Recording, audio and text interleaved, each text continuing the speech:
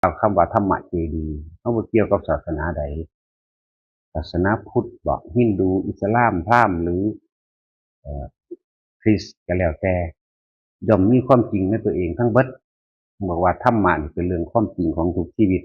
สรรพสัตว์มีเว้าร่วมถ้าผู้ใดเข้าใจแก่นแท้เนื้อหาแห่งธรรมะแท้ๆคือเรื่องความจริงของเจ้าของเองแล้วก็คนที่สิหันหน้าเข้ามาหาความจริงคนความจริงในตัวเองบ่จำเป็นต้องว่าอ่านหนังสือออกว่าหาแต่ว่าแต่มาท่องบนจดจำอันนั้นอันนี้ได้มากดอกเพียงแต่เข้าใจความรู้สึกของเจ้าของเองในความพอใจกับบ่พอใจเข้าใจความรู้สึกในตัวเองตัวนี้เฮาเป็นทุกข์เฮาบ่สบายใจเฮากังวลใจเพราะว่าเฮาบ่พอใจกับเรื่องผู้นั้นผู้นี้บุคคลสัตว์